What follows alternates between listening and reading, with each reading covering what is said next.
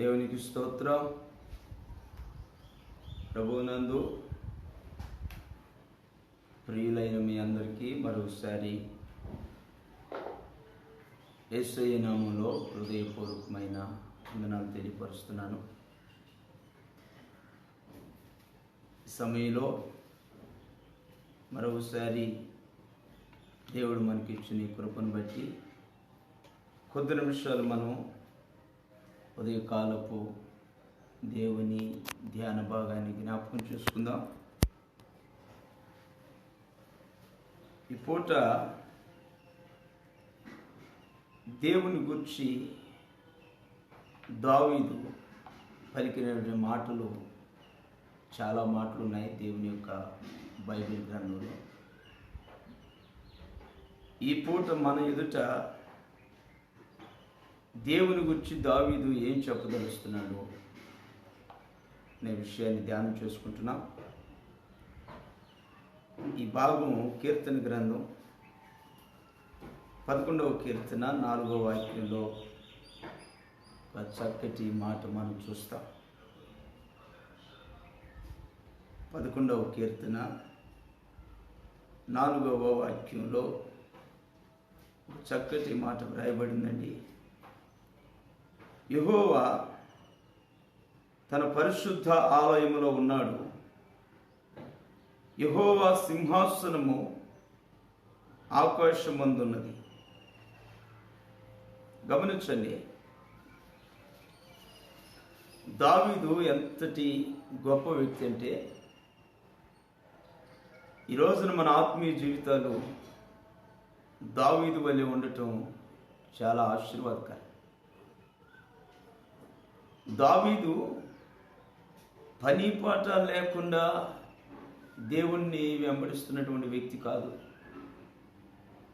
దావీదు ఏదో వెనక ముందు పీకులాటలు లేకుండా, అతనికి దినమంతా ఖాళీ సమయం ఉన్నందువలన దేవుణ్ణి అనుసరిస్తున్నటువంటి వ్యక్తి కాదు. దావీదు ఒక రాజుని మనం మర్చిపోకూడదు. దావీదు భుజాల మీద రాజ్యభారం ఉంది. దావీదు భర్త అయి ఉన్నాడు. దావీదు బిడ్డలకు తండ్రి అయి ఉన్నాడు. దావీదు ఒక కుటుంబీకుడై ఉన్నాడు. దావీదు ఒక అధికారి అయి ఉన్నాడు. దావీదు ప్రజల క్షేమమును గురించినటువంటి బాధ్యతలు చేపట్టిన వ్యక్తి అయి ఉన్నాడు. ఎన్నో బాధ్యతలు దావీదు మీద ఉన్నాయి. కానీ దావీదు దినానికి 7 పర్యాయాలు నేను ప్రభువును స్తుతిస్తాను, ప్రార్థిస్తాను అంటున్నాడు. ఎలా సాధ్యమండి అతనికి? ఎలా వీలుపడింది? రెండవదిగా, ఈ పూట మన ధ్యానాంశం ప్రకారం దావీదు దేవుని గూర్చి ఏం తెలుసుకున్నాడో, దేవుని సన్నిధిలో ఆయన 7 మార్లు ప్రార్థించడం ద్వారా, ఆ యొక్క దేవుని ఎదుట మోకరించి దినానికి 7 మార్లు ప్రార్థించడం ద్వారా దేవుని యొక్క అంతరంగంలో నుండి ఏం చూశాడో, ఏం తెలుసుకున్నాడో ఆ అనుభవాలు వ్యక్తపరుస్తున్నాడు కీర్తన గ్రంథాల్లో. ఈ 11వ కీర్తన దావీదు రాసిన కీర్తన. దేవుని దగ్గర నేర్చుకున్నటువంటి, చూసిన దానిని మనకు తెలియపరుస్తున్నాడు. ఏమంటున్నాడు? యెహోవా తన పరిశుద్ధ ఆలయములో ఉన్నాడు, కానీ ఆయన సింహాసనం మాత్రం ఆకాశమందున్నది. గమనించండి, దేవుని సింహాసనం ఎక్కడ ఉందో, ఆయన ఎక్కడ ఉన్నాడో ఆ అనుభవాన్ని దావీదు గుర్తించాడు. నా ప్రియమైన దేవుని బిడ్డలారా, మనకి ఎన్ని సంవత్సరాల అనుభవం ఉంది దేవుని సన్నిధిలో? మనం దేవుని ప్రేమను మనం గుర్తించి ఎన్ని సంవత్సరాలైంది? క్రీస్తు రక్తంలో కడుగుబడి నీటి బాప్తిస్మమును పొంది సంఘ అనుభవాల్లో కొనసాగుచు ఎన్ని సంవత్సరాలైంది? ఎన్నేళ్ల నుండి మనం దేవునితో సత్సంబంధం కలిగి ఉన్నాం. కానీ దేవునికి నీకు మధ్య ఉన్నటువంటి అనుభవాలు చెప్పమంటే మనం చెప్పలేం. దేవుని యొక్క అంతరంగం ఏంటో తెలియపరచమంటే చెప్పలేం. దేవుని ఉద్దేశాలు ఎలా ఉంటాయో చెప్పమంటే చెప్పలేం. దైవ సేవకులు ఫోన్ చేయాలి, వాళ్ళను కనుక్కోవాలి. మేము ఇలా చేయొచ్చండి, మేము అలా చేయొచ్చండి. దైవ సేవకులు చెబితే తప్ప మీకు మీరు వ్యక్తిగతంగా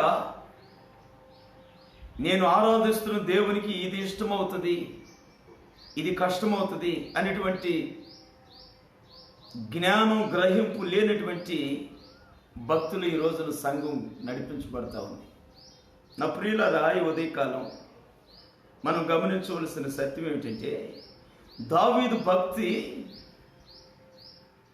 ఈ పూట, ఈ కడవరి దినాల్లో మనం చూస్తున్నటువంటి ఈ భూమి మీద ఉన్నటువంటి భక్తి వంటిది కాదు. ఆయన దేవునితో గడుపుతున్నటువంటి సమయం, దేవుని యొక్క అడుగడుగును దావీదు పరిశీలన చేస్తూ ఉన్నాడు. దేవుడు మనుషులను పరిశీలన చేస్తున్నాడని అదే వాక్యంలో మనం కింద చూస్తున్నాం. ఆయన నరులను కన్నులారా చూచుచున్నాడు, తన కనుదృష్టి చేత ఆయన వారిని పరిశీలన చేస్తూ ఉన్నాడు. దేవుడేమో మనుషులను పరిశీలన చేయటం దావీదు గ్రహించాడు. రెండవది, దేవుడు ఎక్కడెక్కడ ఉంటాడో దావీదు గమనిస్తూ ఉన్నాడు. భక్తి అనుభవాలు చూడండి. ఈ కీర్తన భాగంలో భక్తి కలిగిన వారి జీవిత అనుభవాలు, వారి ప్రార్థన అనుభవాలు, వారికి దేవునికి మధ్య ఉన్నటువంటి సత్సంబంధంలో ఉన్నటువంటి అనుభవాలని మనం గుర్తించాలి. దేవుడు ఒకవైపు మనుషులను పరిశీలన చేస్తూ ఉంటే, దేవుని గురించిన పరిశీలన దావీదు చేస్తూ ఉన్నాడు. ఎక్కడి నుండి చేస్తున్నాడు? ప్రార్థించే స్థలంలో మోకరించి, తనకు అనుకూలమైన స్థలంలో మోకరించి, తనకు వీలు పడిన సమయమప్పుడల్లా మోకరించి, రెండు చేతులు దేవుని తట్టు ఎత్తి, హృదయమంతా విప్పార్చి ప్రార్థిస్తూ, తన మనోనేత్రాలతో దేవుని అడుగుజాడలను గుర్తుపడుతున్నాడు. మన ప్రార్థన అనుభవాలు ఇలా ఉండాలి అని ఈ పూట చెప్పుకుని చెబుతున్న దావీదు సంగతి. దేవుని గురించి దావీదు ఏం చెప్పదలుస్తున్నాడు ఈ ఉదయకాలం మనకి అంటే, దావీదు చెబుతున్నటువంటి మాట ఏమిటంటే, యెహోవా పరిశుద్ధ ఆలయంలో ఉన్నాడు. నేను చూస్తున్నాను. దినానికి 7 మార్లు ప్రార్థిస్తూ దేవుడు తన పరిశుద్ధ ఆలయంలో ఉండటం నేను గమనిస్తున్నాను. రెండవది, ఆయన సింహాసనం ఆకాశమందు ఉన్నది, దానిని కూడా నేను చూస్తున్నాను. చూసారండి ఎంత గొప్ప మాట. సమాజానికి మరుగైనటువంటి విషయాన్ని వ్యక్తపరుస్తున్నాడు దావీదు. సంఘానికి మరుగైన విషయాన్ని వ్యక్తపరుస్తున్నాడు. భూప్రజలకు తెలియనటువంటి దైవికమైన అనుభవాన్ని తన ప్రార్థన ద్వారా బయట తెలియపరుస్తున్నాడు దావీదు. దేవునికి దావీదుకి మధ్య ఉన్నటువంటి సంబంధం ఆ విధంగా ఉంది. ఈ పూట అనేక సంవత్సరాల సర్వీస్ ఉన్న మన జీవితాల్లో, బాప్తిస్మం పొంది అనేక సంవత్సరాల సర్వీస్, సంఘాల సర్వీస్ ఉన్న మన వ్యక్తిగత జీవితాల్లో లోకానికి మరుగైనటువంటి దేవుని అనుభవాలు ఎన్ని తెలుసుకున్నాం? నీ వ్యక్తిగత జీవితంలో నుండి దేవుని గురించిన అనుభవాన్ని తెలియపరచమంటే దానికి సంబంధించిన విషయాలు మన జీవితంలో ఉన్నాయా? సంపాదించుకున్నామా?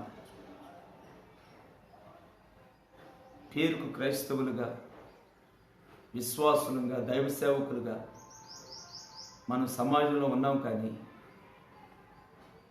బైబిల్ మూసివేసి నీ వ్యక్తిత్వంలో నుండి నీ దేవుని గురించి చెప్పమంటే కాస్తంత సమాచారం కూడా మన వ్యక్తిగత జీవితాల్లో లేదండి. కాస్తంత సమాచారం కూడా లేదు. ఆ ప్రియులారా గమనించండి, బైబిల్లో ఆ కాలంలో ఉన్నటువంటి భక్తులు, వాళ్ళ జీవితాలు, వాళ్ళు దేవుని దగ్గర తెలుసుకున్న అనుభవాలు, వారితో వ్రాయబడిన గ్రంథం పరిశుద్ధాత్మ దేవుడు మనకి మాదిరిగా ఉంచాలని ఈ గ్రంథాన్ని మన చేతుల ముందు పెట్టాడు.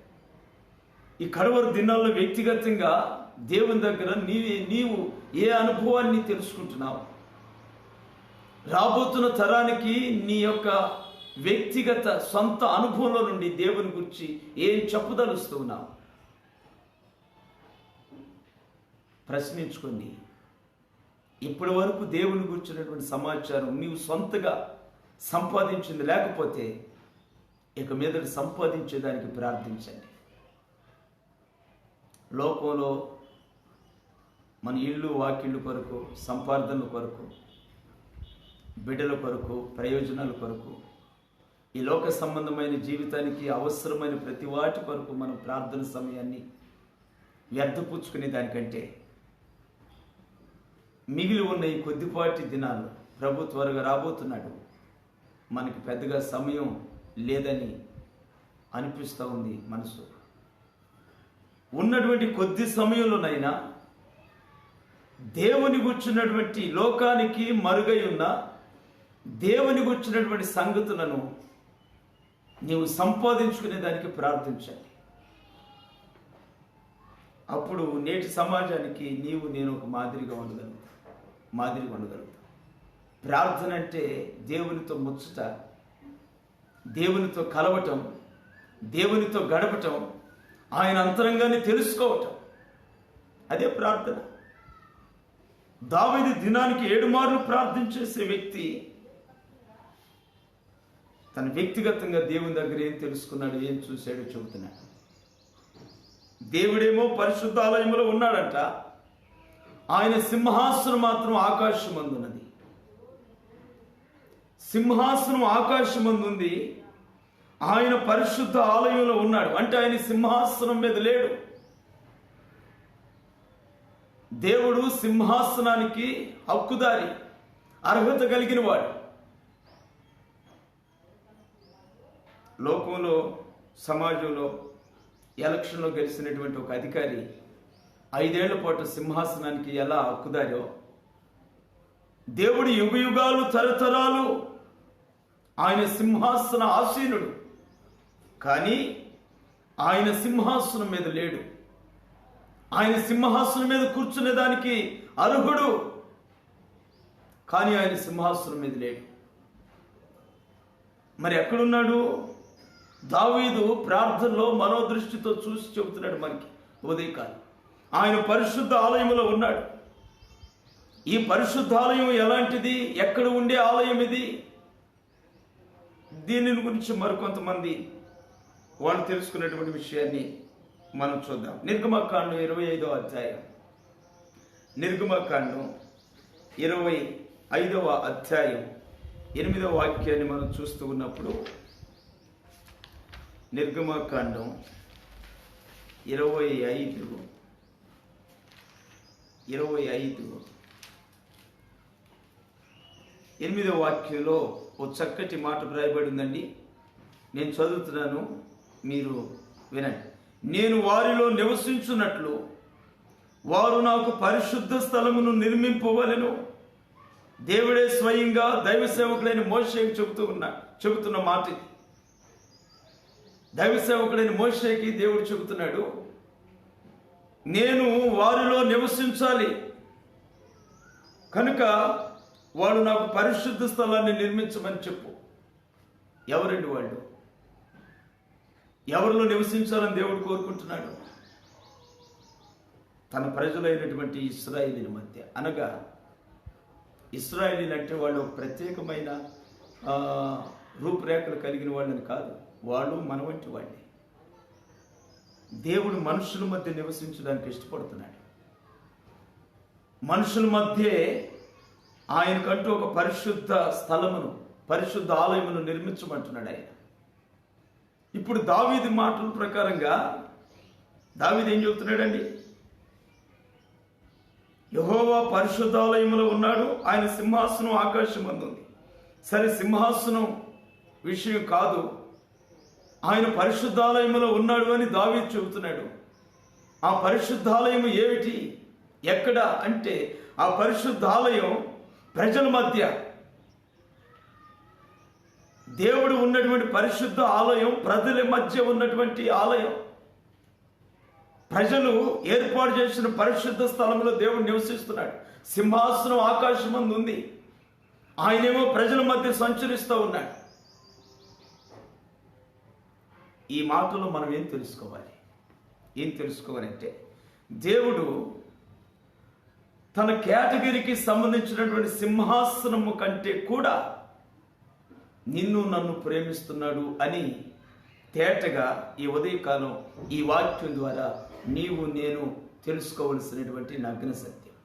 దేవుడు తన సింహాసనం అంటే కూడా నిన్ను ప్రేమించాడు. అందుకని సింహాసనం విడిచి నీ మధ్య నివసించేదానికి నీ దగ్గర పరిశుద్ధ స్థలం అడుగుతున్నాడు ఆయన నిర్గమకాండలో. నా ప్రియులారా, ఈ పూట నీ గుండెల్లో దేవునికి ఇచ్చిన స్థానం ఏంటి?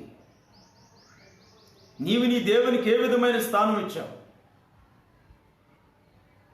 మార్పు చెంది 30 ఏళ్ళు 40 ఏళ్ళు అని ఆత్మీయ జీవిత సర్వీసును గురించి గొప్పగా చెప్పుకుంటున్నారే విశ్వాసులు కొంతమంది.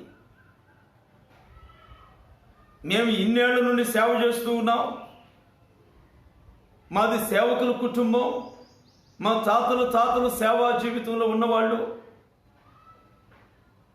ఆ సేవా వారసత్వంలో నుండి ఇప్పుడు నేను సేవకున్నయ్యాను అని కొంతమంది చెప్పుకుంటున్నారే సేవకులు. ఈ సేవకులు విశ్వాసులు పరిశీలన చేసుకోవాల్సిన అవసరం ఉంది. ఏమిటంటే నా హృదయంలో దేవునికి ఏ విలువ ఇచ్చాను, దేవుడు మాకే విలువ ఇచ్చాడు. ఏ విలువ ఇచ్చాడు? సంఘాల్లో కొందరి జీవితాలు చూస్తూ ఉంటే కడవరి దినాల్లో వేదన కలుగుతూ ఉంది, సేవకులకి వేదన కలుగుతూ ఉంది. కారణం ఏంటంటే ఎవరైనా ఎక్కడికైనా తోడు రమ్మంటే విశ్రాంతి దినంలో దేవుని విడిచిపెట్టి వెళ్ళిపోతున్నారు. బంధువులు చూడాలని మనసు కలిగితే విశ్రాంతి దినం దేవుని విడిచిపెట్టి వెళ్ళిపోతున్నారు. వాళ్ళకి ఏదైనా కీడు వస్తుందని లోకస్తులు చెబితే మాతో దేవుడు ఉన్నాడనే సంగతి మరిచిపోయి వాళ్ళు కలవరపడినట్లుగా కలవరపడిపోయి వాళ్ళు తెచ్చిపెట్టుకునేటువంటి సంప్రదాయాన్ని తెచ్చి ఇళ్లలో పెట్టుకుంటున్నారు. దేవునికి ఇచ్చిన విలువ మన వ్యక్తిగత జీవితాల్లో అంత తక్కువగా దిగజారిపోయింది. కానీ దేవుడు మాత్రం తన సింహాసనం ఆకాశమందు ఉందంట. ఆ సింహాసనం విడిచిపెట్టి తన ప్రజలైన వారి మధ్యకి దిగివచ్చి అక్కడ ఒక పరిశుద్ధ స్థలాన్ని వాళ్ళు నిర్మిస్తే ఆ స్థలంలో ఉండేదానికి ఇష్టపడుతున్నాడు. ఆ సంగతిని దావీదు కళ్ళతో చూస్తూ ఉన్నాడు. ప్రార్థన జీవితంలో ప్రార్థనలో నుండి చూస్తున్నాడు. ఈ విషయాన్ని పౌలు భక్తుడు కూడా గుర్తించాడండి. పౌలు కూడా మంచి ప్రార్థన పరుడు, సువార్థికుడు. ఆయన దేవుని కొరకు తన ప్రాణాన్ని త్యాగం చేసినటువంటి వ్యక్తి. ఆయన కూడా తన ప్రార్థన జీవితంలో తెలుసుకున్న సంగతి ఏమిటంటే చూడండి, కొరింథీయులకు రాసిన మొదటి పత్రిక 3వ అధ్యాయం 16వ వాక్యం. 3:16 సంఘంతో పౌలు భక్తుడు మాట్లాడుతూ అంటున్నాడు, మీరు దేవుని ఆలయమై ఉన్నారని దేవుని ఆత్మ మీలో నివసించుచున్నాడని మీరు ఎరుగురా ప్రశ్నిస్తున్నాడు. నా ప్రియులారు గమనించండి, ఉదయకాలం అపోస్తలుడైన పౌలు తెలుసుకున్న సత్యాన్ని సంఘానికి బోధిస్తూ మాట్లాడుతున్నాడు. ఓ కొరింథీ సంఘస్థులారా, మీరు ఎరగరా ఈ సంగతి? ఇంతకాలం మీరు ఎరగకపోవటం ఏమిటి? నేను ఎరిగి ఉన్న సంగతి చెబుతున్నాను, మీరు వినండి. ఏమిటా సంగతి? మీరు దేవుని ఆలయమై ఉన్నారు. నీవు కానీ నేను కానీ వ్యర్థమైన వ్యక్తులు కాదు. మనం దేవుని ఆలయమై ఉన్నాం. పరిశుద్ధ దేవాలయము మనమే. మనలోనే ఆయన నివసిస్తూ ఉన్నాడు. ఆ సంగతి మీరు ఎరుగరా? దేవుని పరిశుద్ధ ఆలయం అంటే ఎవరు? మీరే ఆ పరిశుద్ధమైన ఆలయం అని పౌలు గారు కొరింథీ సంఘానికి చెప్పడం మనం బైబిల్లో చూస్తూ ఉన్నాం. ఇప్పుడు ఈ మాటలను బట్టి దావీదు పలికిన మాటను మనం మరొకసారి మన దృష్టిలోకి తెచ్చుకుంటే దావీదు ఏమంటాడు తెలుసిన? దేవుని సింహాసనం ఆకాశమందుంది, కానీ ఆయన పరిశుద్ధ స్థలములో ఉన్నాడు, పరిశుద్ధ దేవాలయములోనే ఉన్నాడు. ఈ పరిశుద్ధ దేవాలయం ఏది అని నేను ఒకసారి ఆలోచన చేస్తే నా మనసును పరిశుద్ధాత్మ దేవుడు ఇదిగో ఈ 2 వాక్యాల మీదకు మళ్లించాడు. నిర్గమకాండంలో మనం చూస్తున్న 25:8 దేవుడే స్వయంగా కోరుకుంటున్నాడు, ప్రజల మధ్య పరిశుద్ధ స్థలంలో నేను ఉండాలి అని. అంటే ఆయన ఆకాశమందు సింహాసనం ఉంది, విడిచిపెట్టాడు. మట్టి మాత్రులమైనటువంటి బలహీనులమైనటువంటి మన మధ్య ఆయన నివసించేదానికి ఇష్టపడుతున్నాడు. దేవునికి సింహాసనం అని కంటే, దేవునికి సింహాసనం యొక్క ఘనతలు విలువల కంటే నీవు నేనే ఆయన దృష్టికి విలువైనటువంటి వ్యక్తులం. దేవుడు నిన్ను ప్రేమిస్తున్నాడు. యోహాను 3:16 ఒక మంచి మాట, దేవుడు లోకమును ఎంతో ప్రేమించెను. దానికి ఆన్సర్ లేదు. ఎంత ప్రేమించను అంటే దానికి సమాధానం లేదు. దేవుడు లోకాన్ని ఎంతో ప్రేమించాడు. ఎంతగా ప్రేమించాడంటే తన సింహాసనమును విడిచి మన మధ్యకు వచ్చి నివసించునంతగా ఆయన ప్రేమించాడు. నీవెలా ప్రేమిస్తున్నావు దేవుణ్ణి? ఈ ఉదయకాలం ఈ వాక్యం వింటున్నటువంటి ప్రియ సహోదరుడా, సహోదరి, నీవెలా ప్రేమిస్తున్నావు దేవుణ్ణి? నీ జీవితంలో విలువైన వాటికంటే ఎక్కువగా ప్రేమిస్తున్నావా? లేదంటే ఆయన కంటే కూడా విలువైనవి నీ జీవితంలో ఇంకేమైనా ఉన్నాయా? ఆరోగ్యం దేవుని కంటే విలువైందా నీకు? తిండి దేవుని కంటే విలువైందా? వస్త్రము దేవుని కంటే విలువైనదా? నీ శరీర సౌందర్యం దేవుని కంటే విలువైనదా? సుఖము, సౌఖ్యము ఇవన్నీ కూడా దేవుని కంటే విలువైనవా? మనకు ముందు భక్తి చేసిన వాళ్ళు దినాల తరబడి నిద్రని విడిచి, రోజుల తరబడి భోజనాన్ని విడిచి, కుటుంబాలను విడిచి భక్తి జీవితంలో సంపాదించిన అనుభవాలు ఈ పూట మన ఎదుటి పెట్టారు. నీవేం పెడుతున్నావు రాబోయే తరానికి అనే మాట ప్రక్కన పెట్టండి. నీ తర్వాత నీ బిడ్డలకి నీ జీవితంలో నుండి ఏం విడిచిపెడుతున్నావు? నీ భక్తి జీవితం ఎలాంటిదైతే నీ బిడ్డలకు ఇస్తూ ఉన్నావు.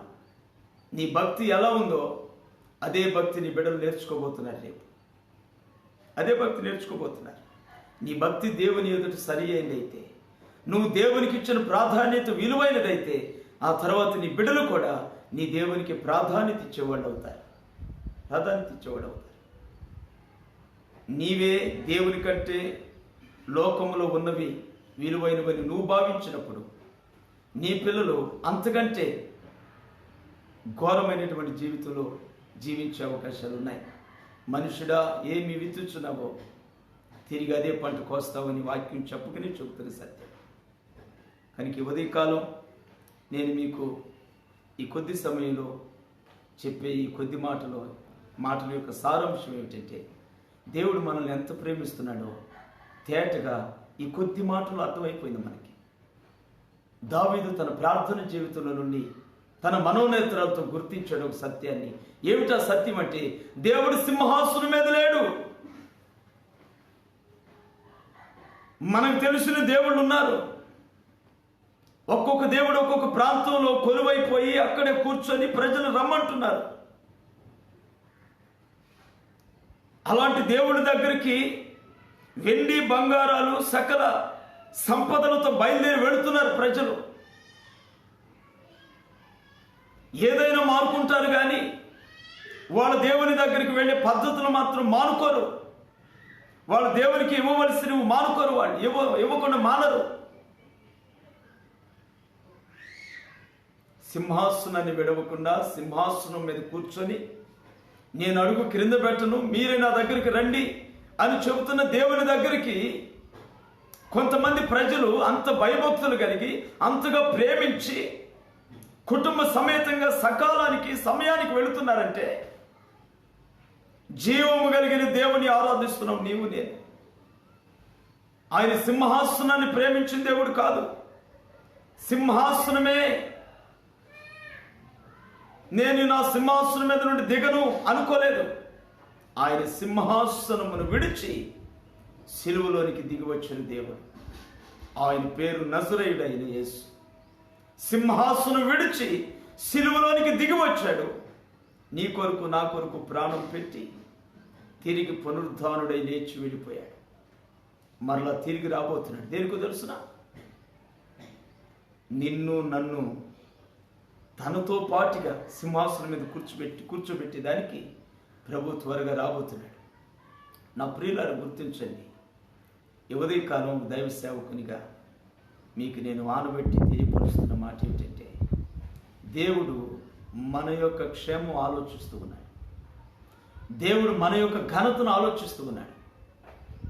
దేవుడి పూట నీ ఘనత గురించి ఆలోచిస్తూ ఉన్నాడు. దేవుడి పూట నీ పరిస్థితుల గురించి ఆలోచిస్తూ ఉన్నాడు. అందుకే కొన్ని విషయాల్లో ఆయనకు నచ్చినట్లుగా ఉండమని చెబుతున్నాడు. కారణం ఏంటంటే, అలా మనం ఉండగలిగినప్పుడు ఆయన నీకు ఏది అవసరమైనదో అది తీసుకొని వస్తున్నాడు. ఆయన వచ్చేటప్పుడు ఆయన వెంట మన జీతం ఉంది. కాబట్టి ఈ సమయంలో మీరు నేర్చుకోవాల్సిన సత్యం ఏంటంటే, నీవు నేను ఆరాధిస్తున్న దేవుడు సింహాసనం లేనివాడు కాదు, సింహాసనం ఉన్నవాడు. కానీ సింహాసనం మీద కూర్చోలేదు. ఆయన మన మధ్యకు వచ్చాడు. మన మధ్య ఆయన ఒక పరిశుద్ధ స్థలం ఏర్పాటు చేసుకున్నాడు. ఆ పరిశుద్ధ స్థలం ఏంటో తెలుసునా? పౌలు భక్తుడు దానికి క్లారిటీగా ఇస్తున్నాడు ఆన్సర్. ఆ పరిశుద్ధ స్థలం ఒక రాతి మందిరం కాదు, ఒక ఇంకా రంగులు విలయాలతో నిండినటువంటి స్థలాలు కాదు. ఆ పరిశుద్ధ స్థలము, ఆ పరిశుద్ధ మందిరం నీవు నేను. దేవునికి నీవే ఒక పరిశుద్ధ స్థలం, దేవునికి నీవే ఒక పరిశుద్ధ ఆలయం. అందుకే ఆయన విలువైన సింహాసనం విడిచిపెట్టి నీలో నివసించడానికి దిగివచ్చాడు. దేవుడు నీకు అంత ప్రాధాన్యత ఇచ్చాడు, దేవుడు నీకు అంత విలువనిచ్చాడు. కాబట్టి నీవు నేను కూడా ఈ పూట దేవునికి అంత గొప్ప విలువనివ్వాలి. మన స్నేహితుల కంటే దేవునికి విలువనివ్వాలి. మన ప్రాణం కంటే దేవునికి విలువనివ్వాలి. నీ బిడ్డల కంటే దేవునికి విలువనివ్వాలి. నీ భార్య కంటే భర్త కంటే విలువను దేవునికి ఇవ్వాలి. నీ అయిన వాళ్ళు పోయిన వాళ్ళ కంటే దేవునికి విలువనివ్వాలి. నీ చుట్టూ ఉన్నటువంటి లోక సంప్రదాయం కంటే దేవునికి విలువనివ్వాలి. నీ ప్రాణాత్మ దేహాల కంటే కూడా దేవునికి విలువనివ్వాలి. ఎందుకంటే నీ ప్రాణాత్మ దేహములను రక్షించడానికి ఆయన ప్రాణాత్మ దేహాన్ని త్యాగం చేశాడు. కాబట్టి అలాంటి త్యాగయుక్తమైనటువంటి భక్తి మన జీవితంలో ఉంటేనే ప్రభు రాకడలో మనం ఆయన్ని ధైర్యంగా ఎదుర్కోగలుగుతాం. కాబట్టి ఈ మాటలు విన్న మీరు మీ హృదయంతరంగాల్లో తర్వాతనైనా కాస్త సమయం తీసుకుని ఆలోచించి వాక్యానుసారంగా జీవించేదానికి, దేవునికి ఇవ్వవలసిన విలువ మీరు ఇచ్చేదానికి ఒక తీర్మానం చేసుకోండి. దేవుని గురించి దావీదు పూట మనకు చెప్పినటువంటి విషయం ఇదే. ఏమిటా విషయం? దేవుని గురించి దావీదు ఏం తెలుసుకున్నాడు తెలుసునా? మనిషి కంటే దేవునికి సింహాసనం ప్రాముఖ్యమైనది కాదు అని. ఈ విషయాన్ని నువ్వు కూడా మనసులో పెట్టుకొని నీవు కలిగి ఉంటూ ఇతరులకు తెలియచెప్పవలసిన బాధ్యత నీకు నాకు ఉందని ప్రభు పేర ఒక సేవకునిగా మీకు మనవి చేస్తున్నాను. ప్రభు మాటలు దీవించి ఆశీర్వదించునుగాక. ఆమేన్. తలలు వంచండి, చిన్న ప్రార్థన చేస్తాను. ప్రేమగల తండ్రి, పరిశుద్ధుడా, స్తోత్రం చెల్లిస్తున్నాను. ఉదయకాలం నాయన దావీదు యొక్క ప్రార్థన జీవితంలో తెలుసుకున్నటువంటి ఒక శ్రేష్టమైన విషయాన్ని ఈ పూట నాయన మా ముందుకు మీరు తీసుకొచ్చారు. అయ్యా, ఈ విషయాలు నేను ఇదిగో ఈ పూట విన్నటువంటి నీ బిడ్డలందరూ కూడా మీరు సింహాసనం ప్రేమించే దేవుడు కాదని, మా అంతరంగంలో నివసించడానికి మీరు కోరుకున్నారని ఈ సంగతిని మేము తెలుసుకొని మేము కూడా మా శేష దినాలు, ఇక మీదటి దినాలు నీకంటే విలువ ఇక దేనికి మేము ఇవ్వకుండా మా బ్రతుకు దినాలు నీ కొరకే జీవించుటకు సహాయం చేయమని యేసయ్య శక్తిగల నామములో ప్రార్థించి వేడుకొనుచున్నాను తండ్రి. ఆమేన్, ఆమేన్. మీ అందరికీ వందనాలు. దేవుని కృపను బట్టి దేవుని చిత్తమైతే మరొక దినం మనం ఇలా కలుసుకుందాం. అప్పటి వరకు పరిశుద్ధాత్మ దేవుని యొక్క నడిపింపులో మీరందరూ నడిపించబడుదురుగాక. ఆమేన్.